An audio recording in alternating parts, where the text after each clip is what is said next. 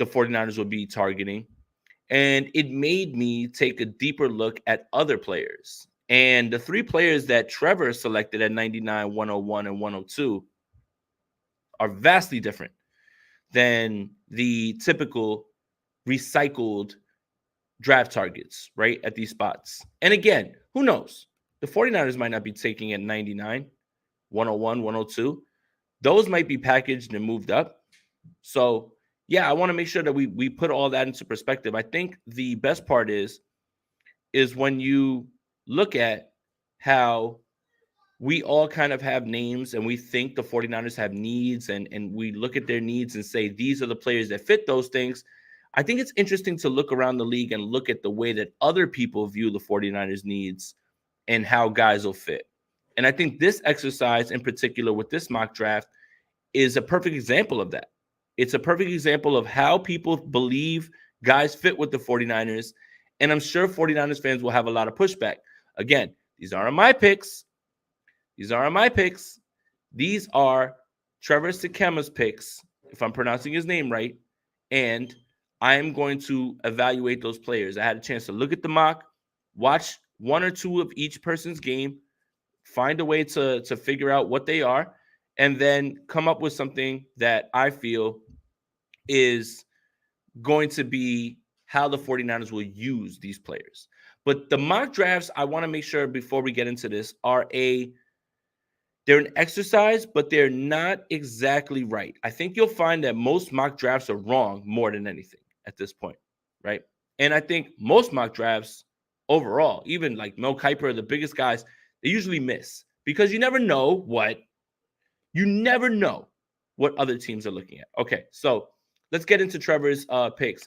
Pick 99 was Trevius Hodges Tomlinson of TCU, cornerback. If Tomlinson sounds familiar, it's because he's LaDainian Tomlinson's nephew. And he was a 3-star recruit from Waco, Texas. He earned first team All Big 12, first team AP, Associated Press All Big 12 honors in 2020 and 2021. And in 2020, he earned the second team AP All-American honor. For me, when I watched him, he looks athletically gifted, can make up ground anytime that he is beat off the line. Very good at man coverage, very smooth movements. He has experience outside and inside, but when you look at his frame, you really start to see a guy who can play outside or play inside, but he's much more equipped to cover speedier, smaller receivers because he's 5'9". And that's a bit of an issue. 5'9" can't cover T. Higgins. 5'9" has a better chance at covering Jamar Chase. And that's not me saying that Higgins is better than Chase.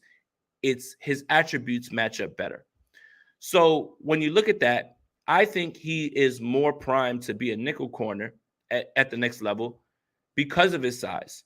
But he has a high motor. He has a lot of effort. He's very good in the run game. And I think the only thing that he really needs to improve on is shedding blocks and play recognition. But he will play with a lot of effort. He is a sticky man cover guy with guys that he can stick with in terms of his frame. And he is someone that is possibly the future nickel corner of this team. Maybe even at times pressed into outside duty could be that guy. I really didn't think about this pick. I did not think about this pick until it was made. And when it was made, then you got to go and you look. And I watched two of his games. One, I believe, was against Washington, if I'm not mistaken. And I noticed a guy who was a bit undersized, but still very smooth, fast, can make up a lot of ground in a short time in terms of if you're beat off the line. So I really think that that's not as bad of a pick as it would be at 99, even if I myself would be targeting a tackle, tight end, edge, possibly one of those things. So in Trevor's mind, this was the best pick in 99. So we'll move on to pick 101. And this name is hard to pronounce, and I'm going to make sure that I butcher it the most because I'm sure to not get this right. But at pick 101, Trevor has the center from Michigan, Olusegun Oluwatimi, going at pick 101. Now, I I have to be honest with you. I had no idea who this young man was. And that's not because of irrelevance or anything like that. It's just my own ignorance. So I went and I watched him, and I went and I did some research on his backstory. He started it every single year, no matter what team he was on, because he transferred from University of Virginia, where he started as center for 3 years, and transferred to Michigan and immediately started as center there. So what does that tell you? Starting all 4 years gives you incredibly high IQ and tons of experience. He's 6'2" for a center. It's a little big. It's a little big. But he's a very good pass blocker. But I would say that the more and more I watched him, he looks like he fits the zone blocking scheme. He's a good lead blocker puller, right? But I do want to say that I do think that he has to improve about the way that he goes about his run blocking. And that's huge. That's paramount when it comes to the 49ers, right? The 49ers want to run the ball, especially now that Christian McCaffrey's there, right? So this off the bat feels like a pick where it's like, this is a development pick. You want to bring him in. You may not want to start him right away, but he could be the center that the 49ers have been looking for during the Kyle Shanahan era that they haven't been able to lock in for years after that, right? But 6'2" as center, that's a little too high, but he's a very good pass blocker. Very good. That bodes well for whoever the quarterback one is.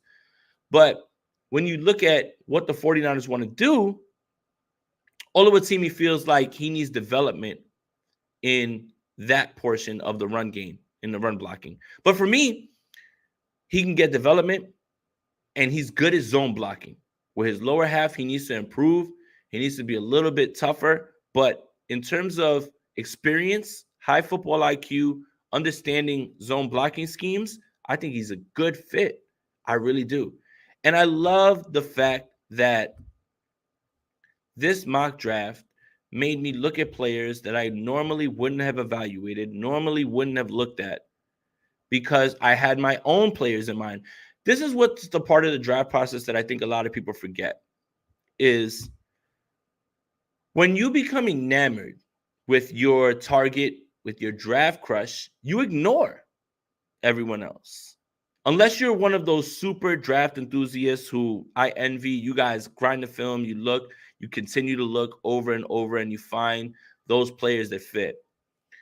But I think the best part about this is it forced me out of my bubble. It forced me out of the guys that I believe the 49ers would be involved with, even if they've never had any intention with.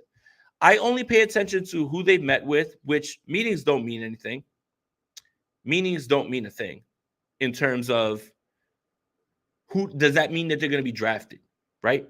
For me, there's people that they say, well, he met with them, and teams meet with teams. Teams meet with players and they have no intention on drafting them. I ran into Trey Wingo at the draft last year at Vegas, and I was asking him about the Debo stuff and about how much, because he did a podcast with somebody who said that Debo's on the table for the Jets, whatever it was. And I asked him about how much of this draft stuff is misinformation, how much of this is just straight up like nonsense. And he said, I remember distinctly, the Eagles brought in a running back. They flew him out. They picked him up. They brought him to a nice house. They had a meeting, and they had no intentions in drafting him at all. Everything means something until something doesn't mean anything, I believe was what he said. So this is all a good exercise right now in terms of you have players you fall in love with. I have players I fall in love with. We all want the 49ers to target these guys. The reality is they're going to target the guys that they really want, that fit whatever it is that they want to do, and that are going to consistently push their team forward. So this is what makes the draft process so much fun. I've only gotten into, it is what it is until it isn't. Symmetry 7 just nailed it right there. Exactly. Like, everything is something until it's nothing, and nothing is anything until it means something. It's something to the effect of that. But basically, this is the perfect summary. The draft process is so fun because it allows guys like me, you, all of us to look at players and say, man, he would be great here. We love this. We love that. We love this. And then you get to check your homework 2 and 3 years down the line. You get to look back and say, man, was I right about this? Was I wrong about this? That's the best part of this. It's an imperfect science, scouting. It's imperfect. If it was perfect, everybody would nail all their picks. If it was perfect, everybody would be on point when it comes to all of this stuff, right? Every single decision would be right if it wasn't an imperfect science. You have to scout the player. You have to scout the person. You have to scout the fit. You have to understand that that person's temperament isn't going to change. All of this stuff is imperfect. That's the best part about all this. And watch me be wrong about the Debo trade. What you mean? I would trade Debo before I trade Brandon Ayuk, and I'll say it again. I don't think there's anything wrong with that. We're talking about right now, March 22nd. I would absolutely trade Debo Samuel before I trade Brandon Ayuk. Debo costs more. Debo's been injured more. Brandon Ayuk is showing more upside as a route runner.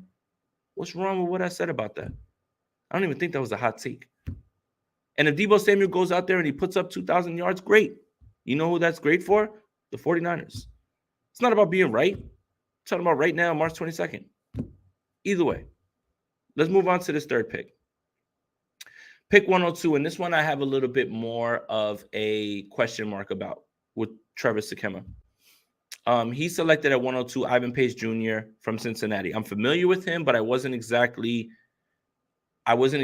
like thoroughly informed about him.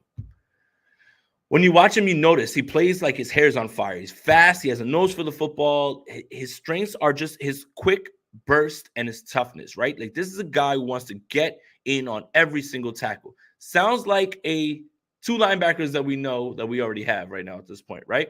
Kind of fits right in that third spot. The only questions that I have about him is his coverage ability, his size. But if you put him in a spot where he can blitz, if you put him in a spot where he can get downhill and he has to just fire to the ball, he's in a great spot. Don't leave him in a spot where he has to cover, be decisive, cover faster guys. Obviously, the 49ers won't be in base, which is 4-3, a lot based on the fact that everybody's going to be spread out. But Ivan Pace, when this pick went in, I understood what he was. I watched a little bit more, and I do feel like there is a role for him, almost like when you're in base, if you want to create some pressure on first down or second down if you're in base, you can send Pace and he can be a disruptor because of how fast he is, because of how fast he plays, and his toughness and his nose for the football. So anybody else that's basically right up there when you're talking about Ivan Pace and you know what he looks like, he's just a little bit smaller.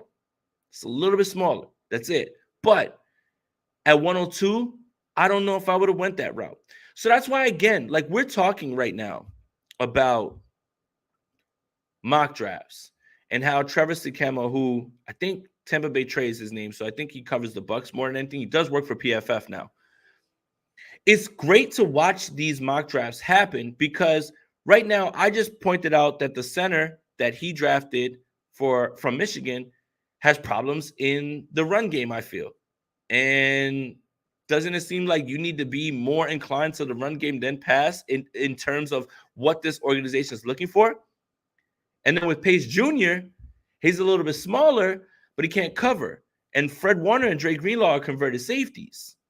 And they can cover when needed to, right? Like, I mean, Fred is Fred. He's a unicorn. I'm not trying to compare him to anybody.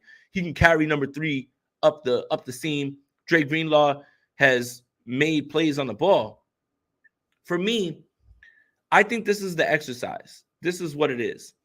Mock drafts are a good way to gauge how everyone else views this team and what their needs are. But the hardcore 49er fans, analysts know really what this team's reputation is, what their pattern has been, and what they really value when it comes to all these things. What I had to do when I broke this down and I wrote this article was rationalize it for the 49ers. These aren't the picks I would have made, right? I still haven't put out a mock yet, and I don't think I will because you guys are doing a great job of it. Every time I look up, I see you guys with Blake Freeland, and I saw one where Byron Young fell into the third round. God, sign me up for that if that ever happened. But for me, this is more just an exercise of trying to rationalize outside thoughts while realizing that there's not a lot of people that have a great grasp on what the 49ers actually value, what they actually target, where they are in terms of building rosters. And that's what this is supposed to be about. So there's going to be 7-round mock drafts that are coming out. There are going to be, 3-round mock drafts, first round. Obviously, the 49ers don't have a first round. But this was a good one because I do respect Travis Sikema's work. I do think that PFF brings value to everything as well. But for me, I really, really was just saying, like, this feels like it's out of sorts when it comes to all of these things in terms of how the 49ers draft, what they value, and what they usually look for in players. So 20 minutes in, over 71 people in here. Make sure you guys like this video, subscribe to the channel, hit that notification bell for when we go live. 49ers Afternoon Report will be Monday through Thursday, 4 p.m., 1 p.m. Pacific, 4 p.m. Eastern. Tomorrow might be a little bit tough. Tomorrow's Avery's birthday. But today I wanted to make sure we got, this content out because I did think that this had a lot of value when it came to this as well, too. So I think what we'll do is 20 minutes in, I kind of covered everything that I wanted to cover. Do you guys have any questions, whether it pertains to Austin Bryant, anything like that, whatever it is? Again, if you missed the beginning, Austin Bryant feels more like another Chris Kosaric package, stimulus package that they've targeted something. He necessarily had a skill set that diminished that is what they look for, but his role diminished as he went on. Let's see. Where do you think USC DE Tui who is Hufanga's cousin will be selected, Jason, a little bit later on? And again, if the 49ers value that, by the way, pro days are going on. Like John Lynch. Jordan's at Stanford's pro day right now. John Lynch was there. So they're all still right now taking in as much as they can in terms of information. Saw a picture today of Frank Reich smiling at CJ Stroud. And it gave me PTSD of how Kyle Shanahan was smiling at Justin Fields and how we all thought Justin Fields was going to be the pick. I thought it was kind of funny. I don't know if you guys have seen that picture, but pro days are still going on. Information is still being collected. For me, I think he goes a little bit later. And if the 49ers do value them, they're going to get a good look at him because of his location, where he is. The 49ers regularly send scouts out there as well, too. So, I think that's a good call. I mean, in terms of that. And look, 49ers head scout was at Clemson's pro day today as well, too. So that's the thing is you're going to see more and more of a 49ers presence at these pro days, trying to figure out due diligence is the word, right? But isn't Austin Bryant from Clemson, if I'm not mistaken, guys? If I'm not mistaken, Symmetry? Isn't Austin Bryant from Clemson as well, too? And Cleveland Farrell? How much more can we get? I think that's the case. If I'm not, like, tell me I'm tripping. But I know Cleveland Farrell went to Clemson, right? Did he? And then Austin Bryant did too. How much more? Tony says, do you think? Yep, him and Cleveland were teammates. How much more Clemson can we get? And Ray McLeod. My goodness. Tony says, do you think Kinlaw will be on the 49ers roster after the draft? Yes. And I think Jordan Elliott wrote a very good article today on Niners Nation that you should check out in terms of the money ramifications into cutting Javon Kinlaw. You actually lose $4 million in dead cap. The decision isn't going to be whether he's going to be on the roster today, this year. It's about the 5th year. And I think we can all agree, based on availability, that 5th year is almost impossible to pick up at this point. Yes, Tony, I would definitely make sure that he is going to be on this roster based on the fact that if you cut ties with him now, it's a bunch of dead cap and it's sunk cost. And this is his last chance.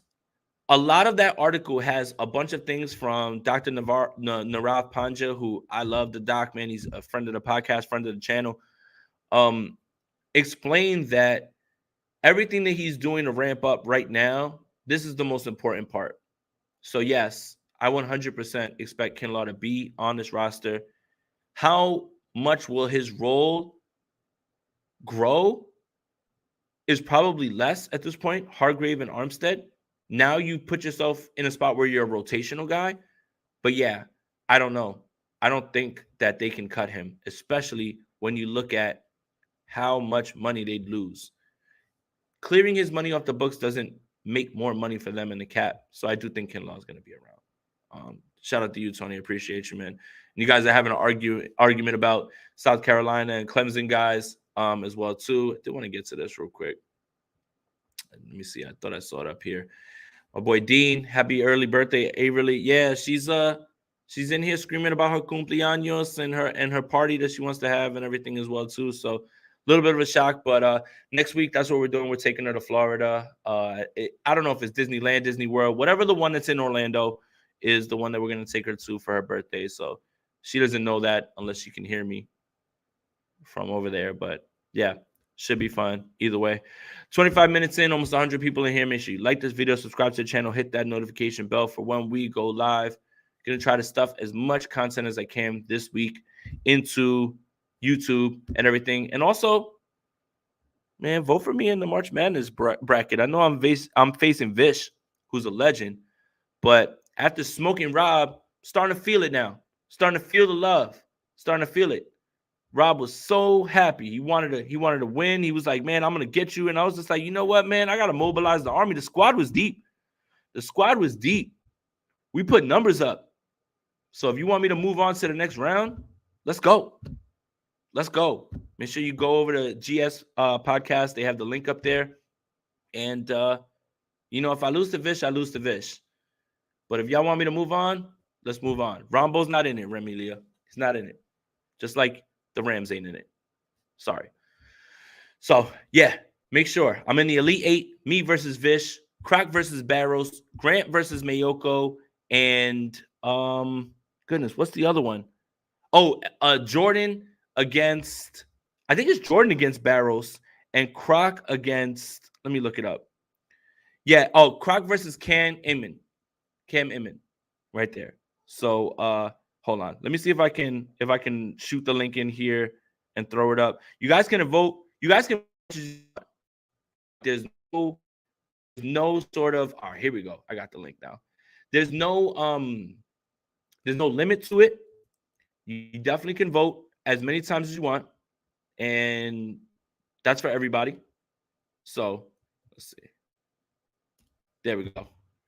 Nah, Croc don't got the butts. Croc just got the juice, man. I've been arguing with people. Everybody's just like, oh, it's Mayoko and Barrows. Shout out to Brad Graham. Brad almost took Mayoko down. Like Brad's like that, man. The sourdough squad, they move, man. They move. When you look at Grant's got, this is the way you should be looking at everything. Grant already beat Kruger. He's facing Matt Mayoko now at this point. This is the way you should look at it real quick. And I'm going to make sure I put this up on the screen. And Corey, I'm going to get to this in a sec. What you should look at it like is this. I have 15,000 followers on Twitter. Close to 8 on YouTube. Close to 2 on Instagram, right? That's like what? 25,000 people? Yo, Brad's got like 30,000 on the SF Niners on Twitter, 100,000 on Instagram, and then he's got like another 30,000 on YouTube. Like they're moving.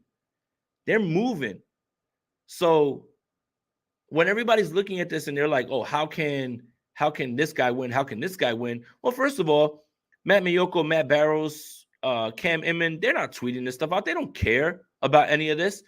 The goal isn't to pump up the guys that everybody knows. The goal is to give everybody exposure, and that's what's happening right now. So when Vish moves on and you're looking at it and you're like, how can Vish move on over this person? How can Jason move on from this person? It's because y'all just showing love, and we're promoting it a little bit more. So it is what it is. Nobody's taking this more serious than people who are just angry on Twitter. I promise you, the competitors, the people that are in this, they don't care as much as the people who are angry about whoever's moving on. Like I saw someone like, this whole list is trash in this Elite 8. Yeah, so that means you're talking about Mayoko and Barrows and guys that everybody assumes is going to be in the finals. It's just like people are getting irrationally mad at a tournament that doesn't matter and is designed to give people exposure. But either way, Corey Soto, thank you for the donation. Was watching old highlights. If it hadn't derailed his career, who would you go with in their primes? Bosa or Alden Smith? I'd have to go Alden. Ooh, all right. I will say this. Jaquaski Tart was somebody who I had on my channel. You guys know that, right? And him, Joe Staley, other players, whenever you hear them speak, they say that Alden Smith is the best football player they've ever seen lace it up. And Joe Staley had to go against him. Having said that, how much of the success that Alden had was based on Justin Smith, right? That's not to say that those people's comments aren't valid. Alden Smith was insane, was an insane athlete, crazy, right? Having said all of that, give me Nick Bosa. When Nick Bosa plays a full season, he's just a game wrecker. He just every single time. It doesn't really matter who's there, right? Eric Armstead's not playing cool. It doesn't matter. You don't have a defensive tackle that can really disrupt and hold blocks. For me, I'll take Bosa. But there is something to people that have played with Alden Smith saying that he is the best player that they've ever played with, that they've ever seen, ever, at any level. I think I take a lot of what players say about him to heart, and I think that's very important. I think it's a very good discussion. Alden was incredible. Bosa's just adding to his craft as he goes along. And there's something that needs to be said about that, right? He's learning different ways to win. He's sizing up tackles and using things against them and getting past them. Alden Smith is a freakishly like a freak. Just drop him in any era and he's going to ball. But give me the guy who's going to continue to grow, because the game is about what you put on tape, adjustments. Can you adjust back? Can you adjust back? So I think give me Bosa. But this is a great discussion, and I think it's much closer than people would believe, right? We're all prisoner of the moment right now because of Nick Bosa. We're all prisoner of the moment right now where we're sitting there and we're like, yo, DPOY, he's only had 1 year where he didn't really play. Every year that he's played, he's been dominant. But I think, again, you're kind of forgetting how good Alden Smith was. Everything about his early run, though, the larger narrative about it is Justin Smith.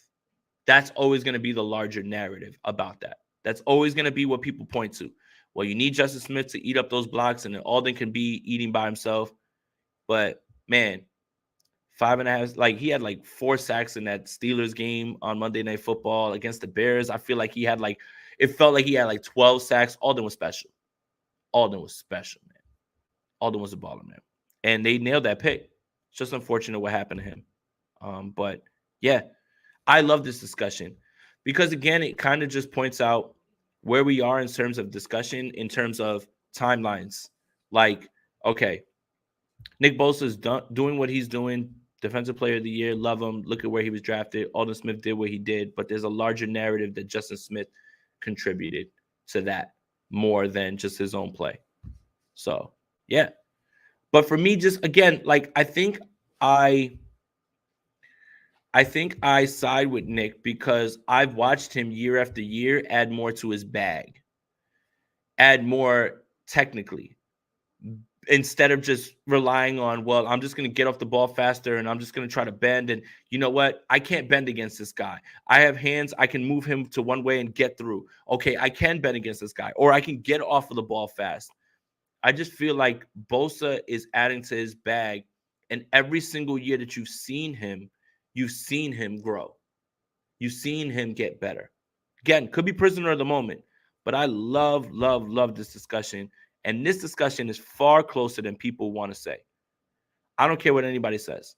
Regardless of how Alden Smith finished his time, when you look at it right now, it's still closer than you believe. That's it. So, yes. And this is it, right? Symmetry again. Technique will last longer than athletic ability. Athletic ability erodes. The league is all about adjustments. They adjust to you, you adjust back. If you can't adjust back, then you become one of those players that burns out quickly. And the league, you have to find different ways to win because people will hone in on that. And that's what Nick Bosa has completely done. Completely. Coming off the core injury, coming right off of the ACL was fine, like absolutely fine. Give me Nick Bosa because there's still a world, and I'm going to say this too, and I don't know if people agree. I think we saw Alden Smith's peak. I think we still haven't really gotten to Nick Bosa's absolute peak just yet. I still think there's a world where he can improve, and there's one more level that he can get to. One more level. That's it. So, yes. We talking Justin Houston in here? Do the Niners have the money to get Yannick or Houston? Well, I'm glad you brought that up because we can just turn to another edge. And guys, I've been telling you I want Justin Houston. But I sent out a tweet today. That I think encapsulates my point better than anything when it comes to Justin Houston. When you look on Sys Data Hub, which I feel is probably the best way, or the way that everybody evaluates statistics in terms of pass rush, also quarterback play. You'd be surprised at how high Jared Goff is on certain metrics, but it's a story for another day. But when it comes to Justin Houston, what I've been talking about is that his snap count was an every down player in 2021. And these numbers bear it out. In 2021, 394 pass rushing snaps, 159 rushing snaps, led to 4.5 sacks, 26 hurries, and 41 pressures. That's over what? I'm not good at math. That's almost 600? That's about 600 snaps, close to there, getting close to that? Okay. In 2022, he was a pass rush specialist. 288 pass rush snaps, 88 rushing snaps, 9.5 sacks, 20 hurries, and 38 pressures. Less pressures, less hurries, more sacks. But look at the snap count. Now, the best way to look at this is this. The pass rush percentages. In 2021, 1.2% sack percentage, 7.2% hurry percentage, 11.6% pressure percentage. Again, played more snaps. In 2022, with less snaps, in a pass rush role only, 3.7% sacks, 7.6% hurry, 14.9% pressure. That is a pass rushing, speed rushing guy. Justin Houston is the target, in my opinion, Texas Niner. I looked at Yannick Ngakwe's numbers.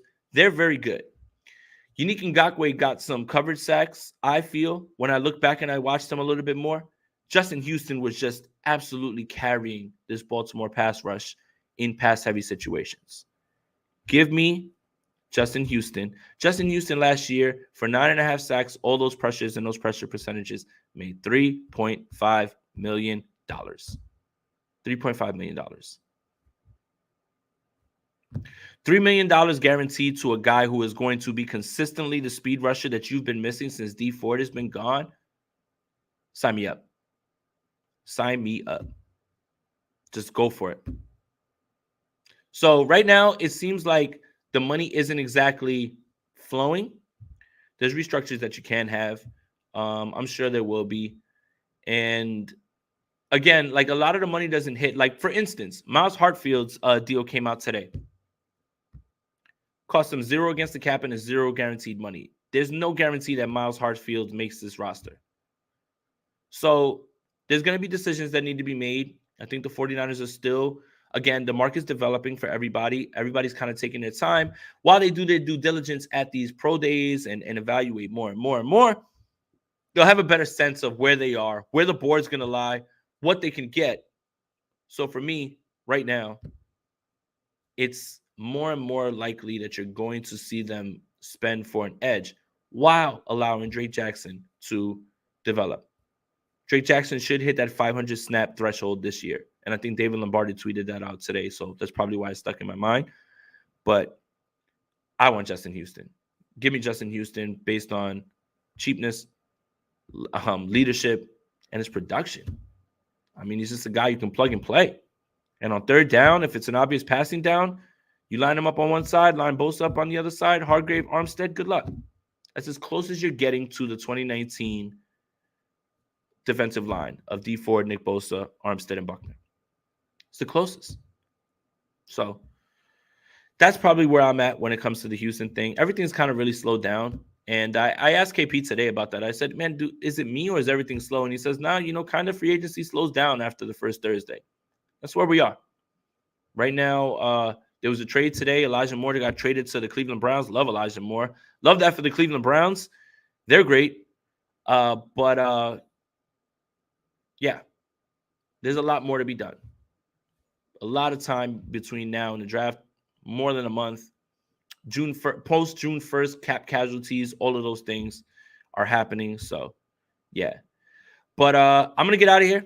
40 minutes in. Make sure you like this video, subscribe to the channel, hit that notification bell for when we go live. 49ers Afternoon Report will be every Monday through Thursday, 4 p.m. Eastern, 1 p.m. Pacific time. That means Friday, State of the Franchise with Brad as well, Brad Graham, and Sprint Right Option Friday night. So shout out to all you guys who have been enjoying sending super chats, commenting, watching. Really appreciate you guys, man. Can we post again for voting? There it is. Make sure you guys go vote for me as many times as you want. Vote for everybody that you want to as many times as you want. You get no limit, anything like that. So if I lose to Vish, it's a humble loss. Good for him, man. I love Vish. Great analyst, better friend. I'm good with that 100%. Just had to make sure I kind of stuck it to Rob a little bit just because he really wanted to win. And I think that was the best part of all this. But shout out to all you guys, man. Thank you guys for voting for me.